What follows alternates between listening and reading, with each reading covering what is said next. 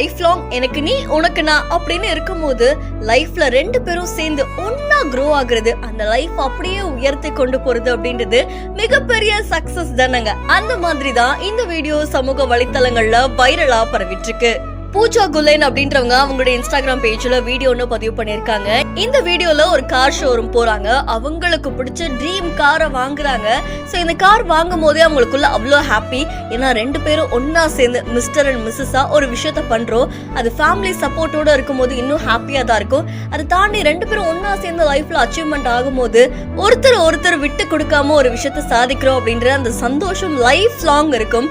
அப்படிதான் இவங்களுடைய இந்த ட்ரீம் காரை வாங்கினதுக்கு அப்புறமா ரெண்டு பேருக்குள்ளேயும் அப்படி ஒரு சந்தோஷம் இந்த வீடியோ சமூக வலைத்தளங்கள்ல நிகழ்ச்சியை ஏற்படுத்தி இருக்கு. இதை பார்த்து நிறைய பேர் அவங்களுக்கு வாழ்த்துக்களை தெரிவிச்சிட்டு இருக்காங்க.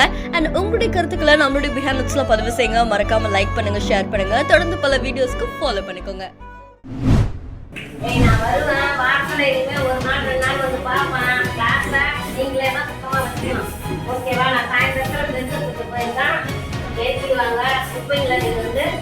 டஸ்ட்பின்ல தான் ஓகே போடணும். ஓகேவா?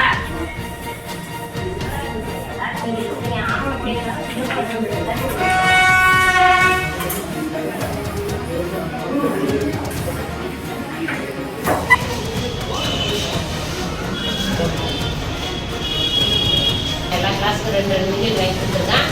நீங்கள் இனிமேல் உள்ளே வரக்குள்ள கிளாஸ் ரூம் சுத்தமாக இல்லை, பெருக்கல, உள்ளே மண்ணு இன்னுமா கடந்ததுன்னா நாங்கள் கிளாஸ்க்குள்ளே வரமாட்டோம்னு ஸ்ட்ரைக் பண்ணுவோம். டீச்சர்ஸ் உங்கள்கிட்ட சொல்லிவிடுங்க, சுத்தம் பண்ணால் தான் நாங்கள் உள்ளே வருவோம். எங்களை செருப்பு போட்டு வரவேணான்னு சொன்னீங்கல்ல, சுத்தமாக வச்சுருங்க கிளாஸ் ரூம்னு சொல்லுங்கள். சரிம்மா? தைரியமாக பேசுங்க. என்ன அம்மா மகன் அமைச்சர், அம்மா விளையாட்டுத்துறை அமைச்சர் இருக்கிறாங்க. தப்புனா தப்பை கரெக்டாக சொல்லுங்கள்.